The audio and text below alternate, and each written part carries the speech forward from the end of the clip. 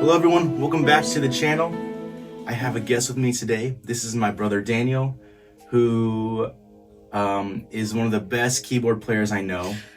We grew up playing worship together, and when he's in town, you better believe he plays on our worship team, and I schedule him. So I'm just going to be asking him a bunch of questions, and we're gonna have some fun. Let's do it.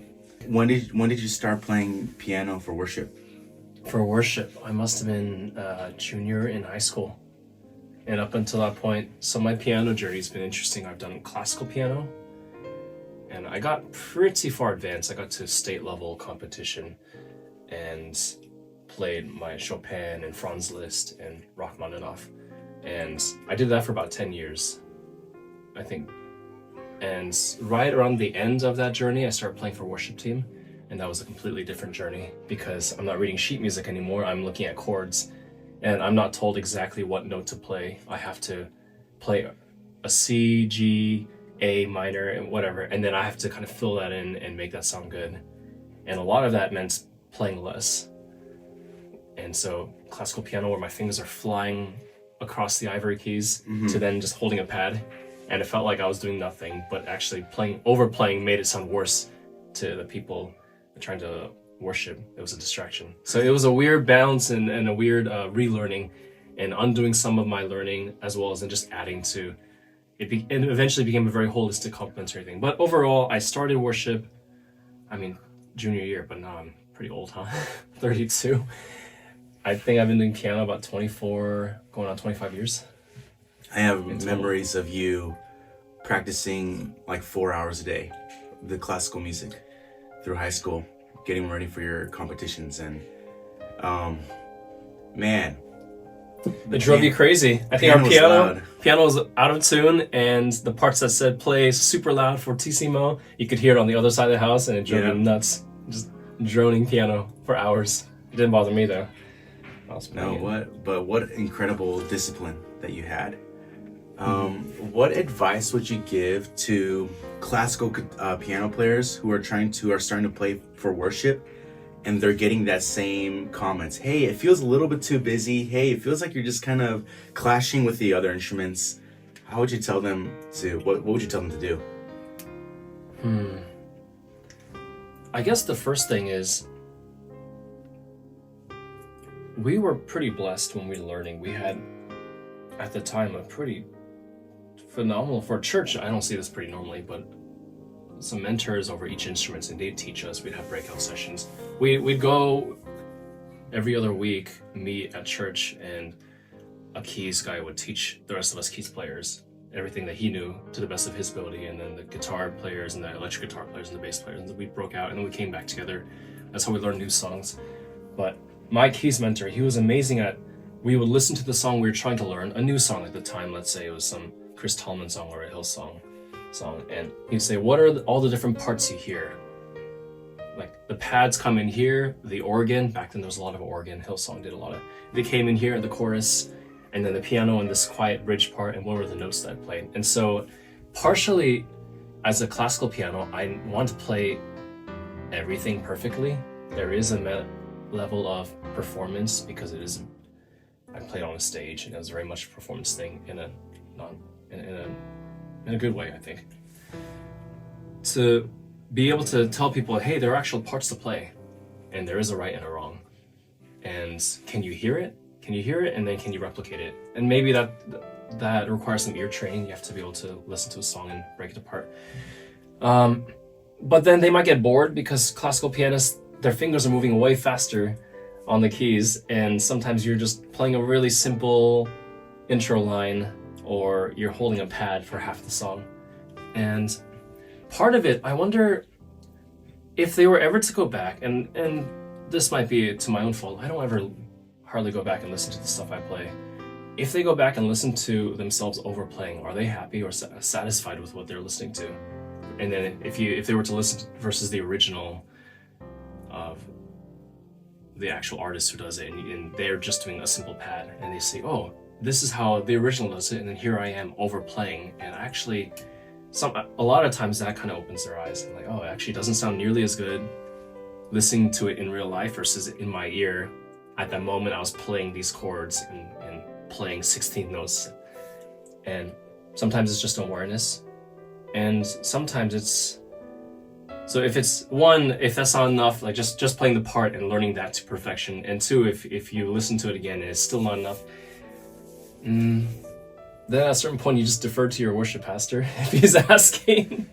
Because you're playing one instrument and maybe you like that answer. But whereas you might be really aware of one part, the worship pastor or the music director is thinking of the painting as a whole, the vision as a whole. And So if you're a worship pastor, if a worship pastor comes to you and says, my keys player is piano trained, and my keys player is classically trained, how do I convince her to learn, or how do I communicate to her? What do I say to her to learn the part the way it's supposed to sound on the keys, on the track? it's hard. There's also learning curves that doesn't necessarily translate. You can just set up a Nord or some piano or grand piano and mic it up, and they just play piano. But a lot of songs these days, they have these other sound effects. They have pads, or they have a Rhodes or an organ sometimes, or some of these fast songs have synth leads. And a lot of those things these days require a computer setup with a DAW, maybe an Ableton or some other software. And a lot of these people, they just know how to play the piano. They walk up and they play the notes and they know how to do that. But the moment you're asking them to have a computer plugged in next to it and they have to turn knobs and faders and that's just something for me, I guess, because I got to learn that early on. When did you learn that? In the early years, the junior year of high school. Actually, no, not even back then. I just walked up to a Roland and in the Roland, we had a piano button and a pad button, so I had to learn how to switch back and forth, physically pushing the buttons. But then a few years later, again, that piano mentor that was really kind of ahead of his time, he got the whole church set up with Ableton and convinced them to get a laptop set up. And so I didn't own my own Ableton rig, I didn't own my own sound rig, but I'd show up to church and things were already set up, and I just learned to push the buttons. And over time, I think it took a while. I have a big, so it was an Ableton rig owned by the church. The church group we grew up with was really good at raising up new musicians. But one of the things that I learned not to do from I wouldn't call it a mistake, but from their choices, is that they even had like a church pedal board, good for electric guitar players. The X3? And then after that, they had individual pedals. Oh, okay. But I found that whenever there's a church rig, it A, doesn't get taken care of, and B, it gives musicians an excuse not to practice because it's not their gear, they're not loving this gear like it's their own, and then they're struggling to figure out how to use the gear. And then I've just found that church gear is like one of the decisions I make as a worship leader is never to have church gear. We like to have our bass players play with bass with a tone hammer pedal. Someone recommended, why don't we just get a tone hammer pedal for our church? I just said no. If everyone had their own, they would actually know how to use it. It's true. And I found that to be the case. I do see a lot of churches with Ableton setups that is owned by the church. It doesn't move. Mm-hmm. And the biggest issue I see is none of their keys players actually know how to use that thing. Yeah. Like, they know how to use the two faders, but if something ever went wrong, if Ableton crashed, if somebody messed with it too much, no one would actually know how to fix it. So when you when you did school at BSSM in Bethel, I felt like your keys playing took on another level. I don't know. Would you see it the same way? It's interesting because if you saw that, then it must be true. I think it's one of those things where you don't see your child growing up over time, but then the uncle that sees the child once every year or other year, you see the gap. You grew several inches. Really? You look the same to me. So for me, everything felt so gradual. But but then I'd come back to visit for the holidays and jump on the stage and do some keys with you. And I guess, what did you see that was different? Because for me, I just had more reps. Your sounds sounded way better. That's And that's also the parts you're playing felt so intentional. Like every part you played, you're playing feels like it's absolutely needed in the sound that the band is making. And then also something that we've learned, I'm gonna probably make a separate video about this.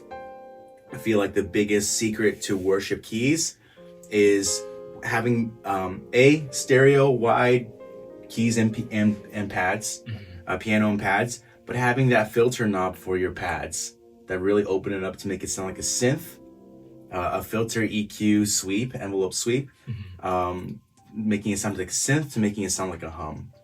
And so to be able to use that tastefully and knowing exactly when to use that, as well as having good sounds for the whole suite, I feel like is a game changer. That's true. And that sounds technical and hard without actually showing it, but it's really simple to set up. And you're right, there were some techniques I picked up between the time I left and came back.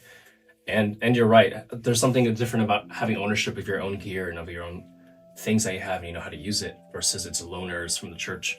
Because I look back now and I did buy pads relatively cheaply. They said, hey, you can use Omnisphere, which is an expensive several $100 package, $500 package, or Ian McIntosh's $25 Atmosphere pads bundle, which, well, I'll start with that, and eventually I'll get to Omnisphere. 6 years later, I'm still not on Omnisphere yet, but I'm not there yet, but I probably should be.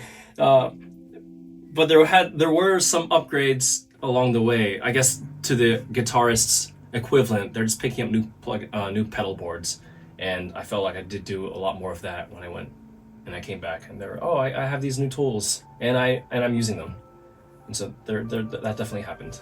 That's true. Who is your worship artist? Who's your favorite worship artist right now? Ooh. It doesn't necessarily have to be based on the music you like to listen to, but mostly like who do you look up to right now? Like maybe even as from their character or from what you see of their life. I think I really love Phil Wickham.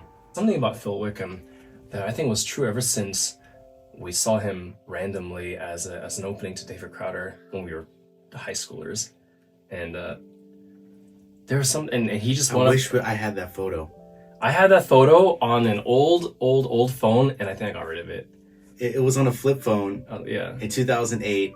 I had him sign my David Crowder ticket. It was the David Crowder band ticket stub, and he signed his name on it. I have a selfie with Phil Wickham from 2008. Was it that long ago? Yeah, maybe. Yeah, and we were like, well, we're not going to need this. Who's Phil Wickham? No, but even back then, just the guy and his guitar, but it was so much more. It was, I don't know if it's, I think you can relate. I'm sure people can relate, but sometimes people worship and there's something beyond the music. You can almost taste the years they've been crafting in when it's just the man or woman and their instrument alone in a room. Years before they got on stage. And not just, not the craft, but even past that, their years with the Lord and quietly, unknowingly pouring out incense at the feet of Jesus, so to speak, to use that imagery. Just it's not flashy. There's nothing. It's just you see their history with the Lord long before they're on the stage. And there's some people just have that essence. Like it's not just a song. It's not just an amazing song with amazing vocal parts, and he has a great range, and his tone is wonderful, and his guitar playing is phenomenal. There's a lot of people with phenomenal guitar playing that are inspirational. There are a lot of incredible vocalists, but there's something about that man that stirs my soul when I hear when he leads worship, and I tune into that. It's just something different. That's good. How has your understanding of worship changed over the years? How has it changed? How do you mean? I mean, we all grow as individuals, not just as worship musicians, but as Christians in our walk. From when you started worship in middle school, high school, to now, to playing with bigger artists, to playing with local churches, to playing with in ministry school versus in your secret place. how has worship changed for you, and what your revelation of it is? You may have heard of the idea worship is beyond the music. It's a lifestyle. It's not even singing. Sometimes it's not singing. It's the way you serve people. It's the way you love the Lord. I wonder if there's been such a marriage between worship and music that, I don't know, I'm just kind of thinking out loud because I'm kind of looking back and reflecting on my experiences, reflecting on scripture. Definitely there's a model for David worshiping unto the Lord when it was just him with his sheep, with his harp or lyre. And then when the temple was built and he was arranging the choir and he made a place for them. And there's always been music as part of the Jewish tradition and to the global church today. Part of it is maybe it's because as Americans we see there's such a celebration and a stardom of rock stars and pop stars and being a musician and being on a big stage, and somehow that I feel like can mesh or blend in with churches in a way that I don't think that was the heart of God when he had worship, like when he's longing for his people to worship him.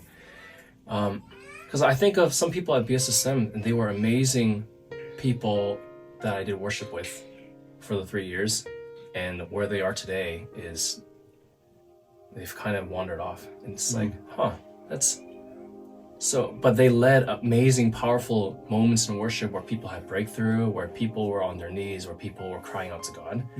And what is it? There's a verse the Bible says the gifts of God are irrevocable. The gifts and calling of God are irrevocable. And I know Bethel teaches that you can have these giftings, spiritual gifts, and then you can even leave the church and still operate in a sense in these giftings, which makes you kind of dangerous because you can now abuse it and you can have the Lord will call you out on it at the end. And so it's like, okay, so worship wasn't, I mean, that the whole auditorium was worshiping the Lord in those big moments. And these amazing people are leading it, and these amazing musicians are leading these big moments. And then years later, they're living lives that, or they wandered off, or they're seeking the Lord and they're kind of going through a hard season, that's okay. So it's just, maybe it's not, you get to the platform, you've arrived. You've played with big bands and big names and you've arrived. It's like, no, there might even be, you could be an amazing worshiper and no one knows you. In the end, it's his opinion of you. It's good. Do you still get wrecked when in worship? Occasionally. Actually, it happened a lot when I was younger, but I think I gave more space for it. It was a lot of just when I was alone. When, for whatever reason, we were kids, right? And mom and dad and you were out and I was alone at home, and I would just put on 2 albums, Hillsong albums. And those stereo players where it finished one CD and it popped one out and put the other one in. And it just kind of go. Nice stereo players. It was pretty nice. I don't know how we had that. It was given to us. Of course. And I would just be laying on the couch in the living room, playing on full blast and worshiping from start to end. And then the next album from start to end. And I'd be weeping. And that didn't always happen, but I was so moved by the words and just offering something to the Lord as the time. I remember I was on a mission trip, and just a memory that came up. And they were playing worship songs on the minivan, and I was worshiping the Lord because that's when I hear those songs, that's what I do. And I was kind of like hands semi-raised, and one of my friends next to me says, "Wow, you're still worshiping. Even when we're driving the minivan, you're worshiping." And he was amazed, and I was kind of caught off guard because I thought, I guess this is not normal. But was kind of normal for me when I was just alone. And when I made a lot of space for that, then he would meet me, and in those moments of worship, I would burst into tears. A lyric would hit just right, I suppose you could say that way. Like the phenomenal truth of his goodness when you're singing it the 100th time, but this time it was so real and tangible and just wrecked by "He's so good," or other lyrics about how he's strong to save, or "He is our healer." Sing it, and it's not just lyrics, but it just really reached deep into my spirit. That happened a lot when I was younger, Maybe these days I'm more inspired musically, and I don't. Do I say I don't listen to as much worship music? Yeah, that's Which is honestly, I feel like a lot of people who might be listening to this could relate because, in our years, I still to this day, I pretty much only listen exclusively listen to worship music. When I try to listen to other genres, I don't know, something in my heart, I honestly get convicted, and it's not something I would demand for or recommend for other people. Oh, I would recommend it, but I wouldn't say this is what you must do to get to the next level of worship. Whereas for you and a lot of people I know, they can't even listen to worship music because and I would honestly relate because I do see as contemporary worship, as worship music became contemporary worship music, everything started to sound the same, and it almost started the depth started to there seemed to be in a lot of popular worship music, it seems to not have the same depth or take the same risks musically as it became popular, and we've seen that over the last 5-10 years, worship music becoming popular. So yeah, there's a lot I can say there, but for you, how do you process that with the Lord? Being like, I'm only inspired by other types of music right now. Yeah, maybe in my case, I'm not listening to some of the secular stuff with like questionable, tasteful lyrics. What is I listen to soundtracks from video games primarily, and I don't know why that genre, because a lot of movie soundtracks and film soundtracks, they don't do it for me. But something about playing a lot of video games when I was younger, and still somewhat these days. I've gotten married this year and I don't have a lot of time for that anymore, so I've diverted my time to more noble causes. But something about there'd be times I'd be playing a game and I'd have to pause and just let the music play. It's something about different songs that would be so inspiring, and it pulled me out of the moment and I get enraptured by the song. And that sort of inspirational moments happens a lot in those music that I listen to, which but other people might listen to rap or pop songs, John Mayer or Bruno Mars, and some people say, how could you listen to that stuff? And other people say, oh, it's inspiring, it's incredible, his musicianship. It could be one of those things. If eating the meat sacrificed to idols is a sin to you, then follow the conviction of your heart, because that came from the Lord, that came from the Holy Spirit. And the other person who can eat it and know that he's not defiling himself, he's just eating meat and it's gonna put it in and it's gonna expel out, and he has the faith for it, then it's the Lord who leads in that way. Some of these things the Lord didn't give black and white in his scripture, so we're just led by the Spirit.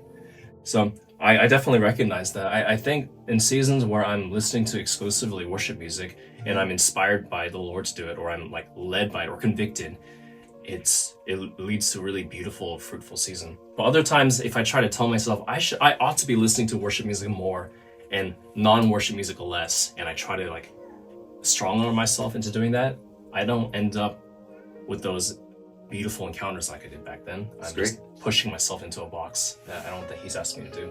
That's great. I love that even in our journey, it's all right.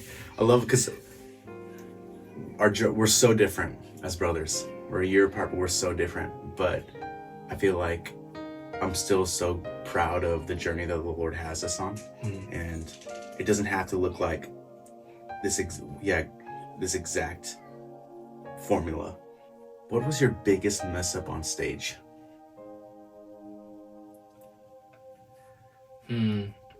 It probably would have been starting on the wrong key, but I feel like I made those mistakes early on in those first couple of years, and I quickly through the humiliation, but they weren't humiliating me, the people, it was just awkward for me,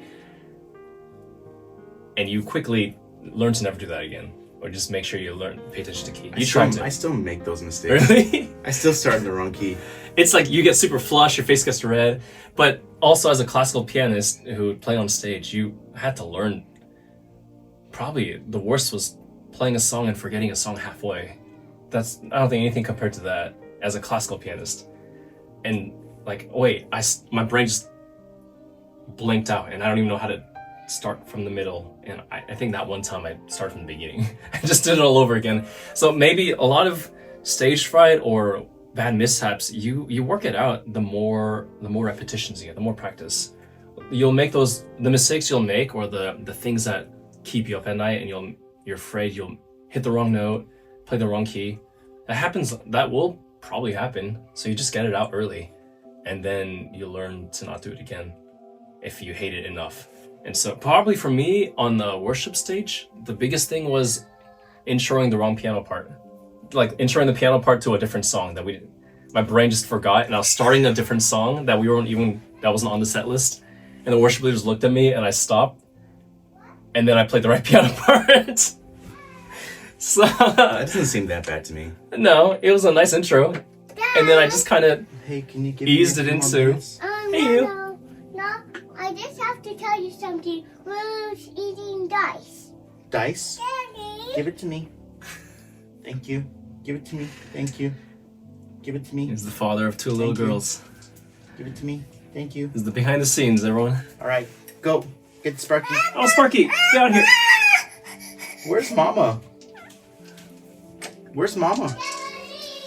Where's Mama? Oh, a little doggo on the bottom. Yeah. Okay, I think this is the end of our video. Everyone love this dog. He's my favorite. His hair gets everywhere. Good chats. Good chat.